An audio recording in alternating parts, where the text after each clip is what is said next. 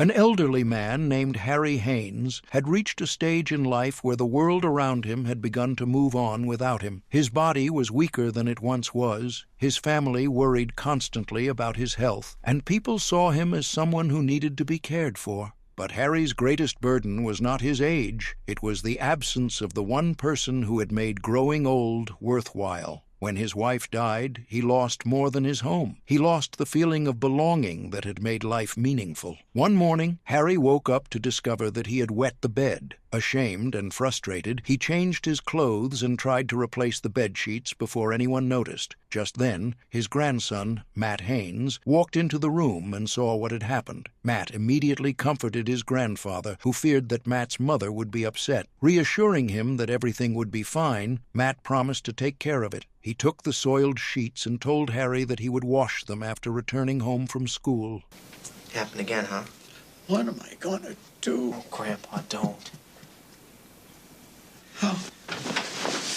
Soon afterward, Matt joined his father, Jim, and his mother for breakfast. As they laughed and joked together, his mother, Annie, went to look for his practice bag and discovered the bed sheets he had hidden inside. Furious, she demanded to know why he had done it. Matt explained that his grandfather had been scared and embarrassed, and that he did not mind helping him. The man who had once spent his life caring for others now depended on them for almost everything. Simple tasks had become difficult. Ordinary days revolved around his needs, and every decision the family made had to take his condition into account. His health required constant attention, and his loneliness often drove him to seek company while everyone else was busy with their own lives. What is this doing in your bag? I asked you a question. What's this doing in your bag? He got scared. For Harry's son and daughter-in-law, caring for him had become another responsibility added to the demands of work, marriage, and raising a family. Without realizing it, they slowly stopped seeing him as the man he had always been and began seeing him as a problem that needed to be solved. His grief, frailty, and dependence became impossible for them to separate from the person he truly was. Harry could sense that his presence weighed heavily on the people he loved most. He had become a burden, not unwanted, but inconvenient, not unloved, but exhausting. After sending Matt to school, his mother admitted to her husband that she was exhausted from caring for Harry. She believed he would never recover and confessed that she could no longer carry the burden of looking after him. It's time to go. You'll be late. Mom, come on. I said go to school. He's your father. I understand how you feel. But you've got to understand, he isn't going to get better.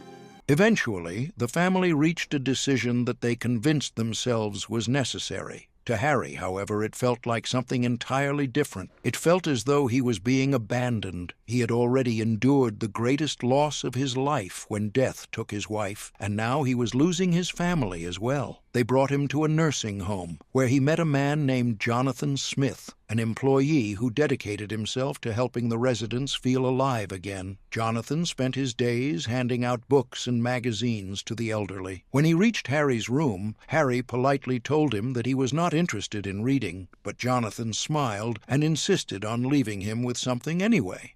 It's clean. The staff is nice. Chip, I'm going to call them today. Hey, morning, Harry. My name's Jonathan. I'm with the Rolling Library. Thought you might like something to read. No, thank you. In between, they start to talk, and Harry tells him how much his wife's death made him lose the meaning of life. His body was still there, but the man who had once laughed, dreamed, and looked forward to tomorrow had slowly faded beneath the weight of grief. Losing his wife had shattered him, but losing his home convinced him that there was nothing left to hold on to. He no longer had the will to live. Jonathan encouraged him to start getting his life together and to exercise simply like walking, and then he left. Then one day you wake up, your wife is gone. You're too old to go anywhere. What about walking? You do much walking? I can hardly get out of bed in the morning.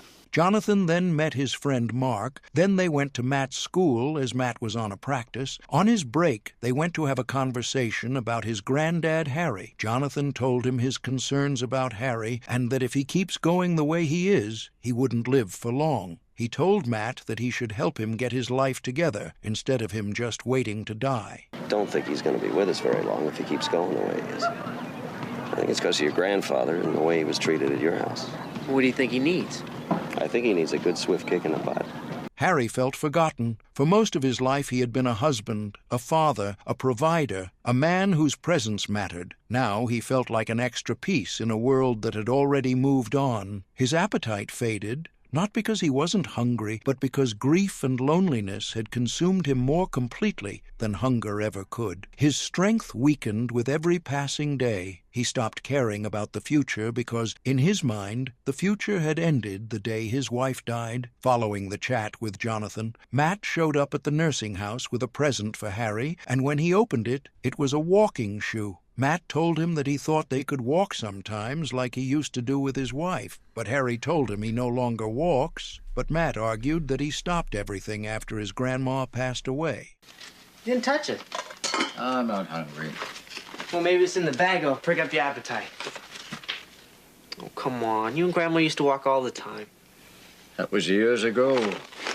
That was a year and a half ago. That comment made him mad, and he sent Matt away. Although to Matt, Harry wasn't a problem to solve, he was someone worth spending time with, worth laughing, believing in. Where others had quietly accepted that Harry's life was winding down, Matt refused to believe that his grandfather's story was over. Unlike the adults, Matt never measured Harry by what he could no longer do. He didn't see an inconvenience or another responsibility to carry. He only saw his grandfather.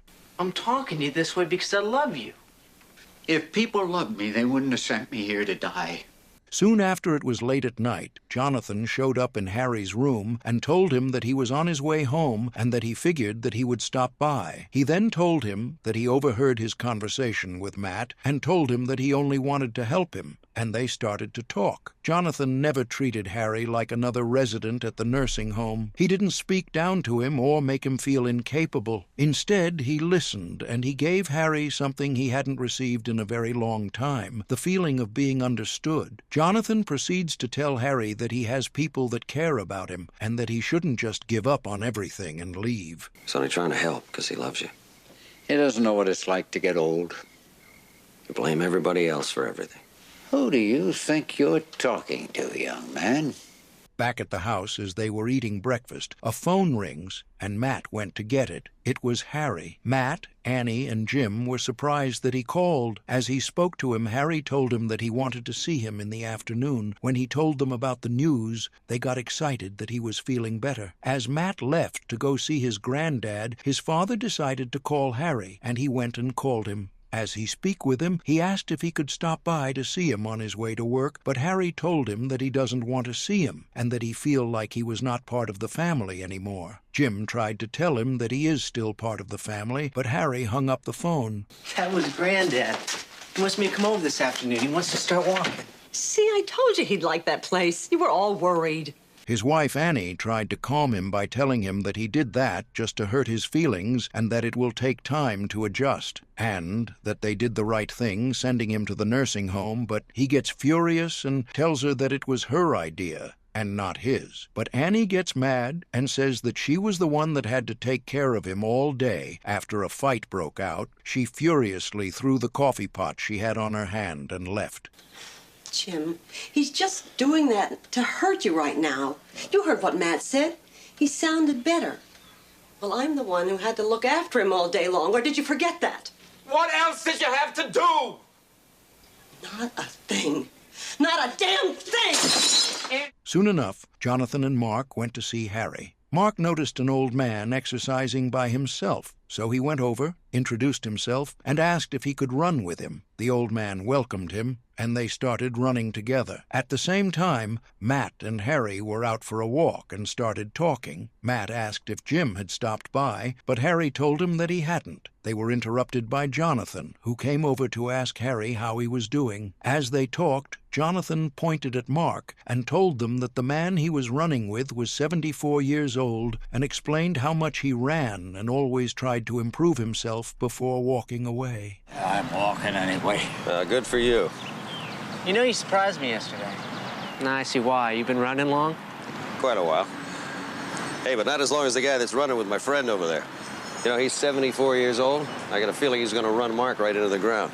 That conversation sparked something in Harry, as he pointed out to Matt that the old man was older than him. For so long, each morning had felt identical to the last. There was nowhere he wanted to go, nothing he looked forward to, and no purpose waiting for him when he opened his eyes. He had surrendered to the belief that his meaningful days were behind him. Then, slowly, that began to change as Jonathan encouraged that hope, not by asking Harry to forget his wife or deny his pain, but by reminding him that grief did not have to be the end of his story. He challenged Harry to look forward instead of only looking back. You know that old fool's older than me? Want to keep going? Damn right I do.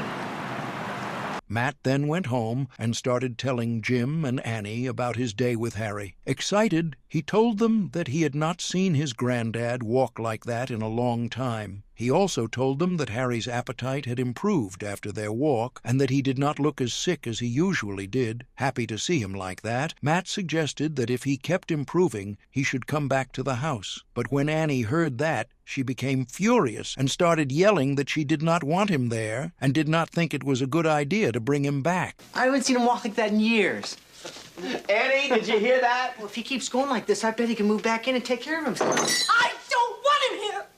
Matt apologized for what he had said, but Jim told him that he had done nothing wrong. Annie, however, said that she feared if Harry moved back, things would go back to the way they used to be. Jim replied that they should give him a chance and see how he got along, and that they owed him that much. But Annie continued arguing and said they might as well bring her mother to live with them, too. Jim told her that her mother was capable of taking care of herself, and as the argument became more heated, Annie told him that if Harry came back, she would simply leave. Let's just see how he comes along. I think we owe him that much. He comes back into this house and I leave. I'm sorry, Matt, but I mean it. Back at the nursing home, Harry was alone in his room, trying to make a phone call, when Jonathan came by to give him something to read, as usual. While he was there, he asked why Harry had not gone on his walk. Harry told him that Matt had not come, and that he had been trying to call him, but no one was answering. Jonathan assured him that Matt had probably gone to practice and was running late, telling him not to worry. Soon afterward, a woman from the nursing home brought him some food, but Harry told her that he was not hungry and asked her to take it back. She told him to call her if he changed his mind, then left. Matt was coming at 5 o'clock, but he didn't. Called the house, nobody home. Maybe he's got a longer training session than usual. After yesterday, I figure you need it. I'm not hungry. As usual, Jonathan asked Harry if he would like to read a magazine, but Harry looked sad, just as he had before. It was as if he had been reminded all over again that he had lost his wife, and he felt like no one wanted him because he was an old, lonely man. Jonathan placed a few magazines beside his bed in case he changed his mind, told him that he would see him later, and left. Matt was at practice, and after a run he became tired and lay down on the grass. Jonathan then went to talk to him, and while Matt was lying there, he told him that he had come to talk about his granddad. He told him that Harry had been waiting for him to come. Matt replied that he was going to visit him, but practice had taken longer than he expected. He was kind of expecting you to come over today. But, you know, my workout lasted longer than I figured. Jonathan then told him that he should still give him a call. He encouraged him to phone Harry and even offered him some change for the payphone so he could call him as soon as possible. But Matt got up and yelled that he had already said he was going to call him. Matt then admitted that he was confused and didn't know what to do. Jonathan asked why he felt that way, and Matt explained that he wanted his granddad to move back home if he kept improving, but his mom didn't want that. Hey, I said I'd call, all right? I don't know what to do. He then told Jonathan about the fight that had broken out between his parents and said that somehow he felt he was the reason for it. Jonathan told him to sit down and calm down. Matt then explained that Annie had said she would leave if his granddad came back, and that worried him because he had never heard her say anything like that before. Jonathan tried to comfort him by telling him that they were acting that way because they felt guilty. Matt asked him who was right, and Jonathan replied that there was no right or wrong, and that eventually they would work everything out. The whole family's coming apart. I feel like it's my fault. Come on, why don't you sit down and relax for a minute? Jonathan then told Matt to keep helping Harry and not to give up on him. Matt asked for the change, and after Jonathan handed it to him, he went to the payphone to call his granddad. Elsewhere, Harry had become sad all over again and was sitting alone in his room, looking out the window, feeling down. At that moment, the phone rang, and it was Matt. Harry quickly answered it and was overjoyed to hear his grandson's voice. Matt asked if they could go for a walk the next day, and Harry happily agreed. He told Matt that he had asked his doctor if he could jog, and the doctor had said it was fine as long as he didn't overdo it. Jonathan and Matt encouraged that hope, not by asking Harry to forget his wife or deny his pain, but by reminding him that grief did not have to end his story and that there were still people who loved him and wanted him to get better. Somehow they challenged Harry to look forward instead of looking back and dwelling on the past. Look, Matt, you have to do what you think is right, regardless of what's going on with your parents. There you go. Hey, Matt, I asked the doctor about doing a little jogging. He said, don't overdo, stay off the cement, and it's okay. Yeah, right. The next morning, Matt and Harry went for a walk, but Harry was no longer the old man who didn't want to do anything. Instead, he was jogging with full energy. Afterward, they returned to the nursing home, where Matt started massaging Harry's leg as they laughed together and shared happy memories. What began as the simple idea of running soon became something much deeper. Jonathan encouraged Harry to believe that age and grief did not have to define the rest of his life. His grandson, Matt, believed in him with a certainty that Harry could no longer find within himself. Together, they convinced him to take a single step, then another, until those hesitant steps became a daily routine. At first, every run was a struggle. His body had grown weak from months of neglect. Grief had robbed him of his strength long before old age ever could, but each day he pushed himself a little farther, discovering that although his heart had been broken, it had not stopped beating. It was still capable of carrying him forward. Running gave shape to his empty days, and soon he became more and more interested in improving himself and fell in love with running. Soon they were given the opportunity to run in a marathon. Harry asked Matt if he would like to participate, and Matt told him it was up to him. He reminded Harry not to worry about winning, but simply to enjoy taking part. The race was never the true destination. Crossing the finish line mattered far less than everything it represented. Harry wasn't outrunning old age, nor was he trying to escape the pain of losing his wife. He was reclaiming the part of himself that grief had buried, the man who once believed his life still had meaning. Now, don't worry about winning. It's just fun to enter. Oh, yeah, yeah. Well, what do you say? I say, let's do it. Each run reminded him that he was more than an old widower, more than a patient, more than a problem for his family to solve. He was still Harry, a husband who had loved deeply, a grandfather who could still inspire, and a man whose worth had never depended on his youth but on his courage to keep moving forward despite unbearable loss. Soon they agreed to participate, and shortly after, Jonathan went to Harry's room and gave him new running shoes, which made Harry very happy. They were soon interrupted by Matt and Jim. As Jonathan said goodbye and was about to leave, Harry stopped him, asked him to stay, and introduced him to Jim. Jim told Jonathan that he had come because Matt had told him about the race, and that he wanted to wish Harry good luck and say he was proud of him. Oh, I don't know how to thank you. Well, I couldn't have you running in the big race with those old worn-out shoes of yours. I feel fast in these already.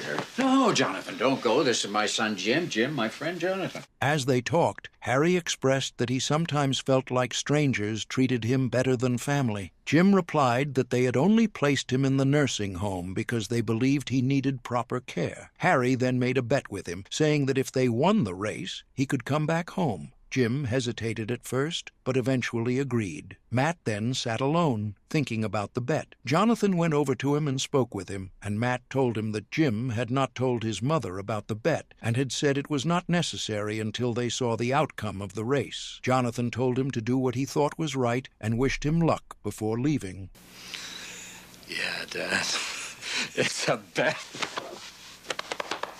He didn't tell her. He said, wait till tomorrow. The next day, Matt and Harry were getting ready for the race, joined by Annie and Jim. Annie wished Harry good luck, but Harry was surprised and said he thought she did not want him back at the house, which immediately led to tension between them. Annie then asked Jim what he meant by that, and they began to argue. Well, you sort of surprised me. I didn't know you wanted me back home again. All participants to the starting line. Here we go. At the same time, Matt and Harry started the race, while Annie eventually left. In the end, the race finished, and surprisingly, they won. Harry then began packing his things, excited about going home. Jonathan came to him and told him that Annie did not know about the bet and that she had said she would leave if Harry returned. Oh, sure she did. She wished me luck today.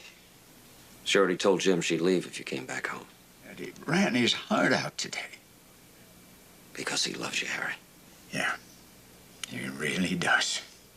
Harry asked Jonathan to take him to the house, and there he sat them down and told them that he had decided he wanted to travel instead. In that moment, they began to see the man they had slowly forgotten beneath the weight of his age. They no longer saw him as someone who simply needed to be cared for, but as a person who still had dreams, determination, and an undeniable sense of worth. Well, that's it. I'll miss you, but all right.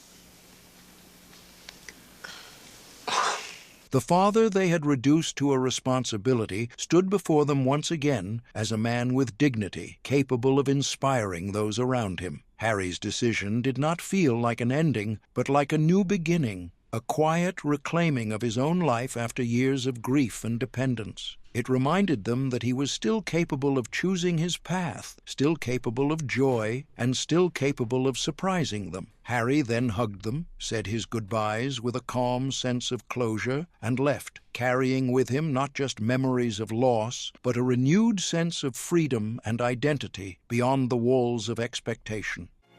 Wouldn't hurt you to get out and do a little running yourself? When you get back, we're gonna run together.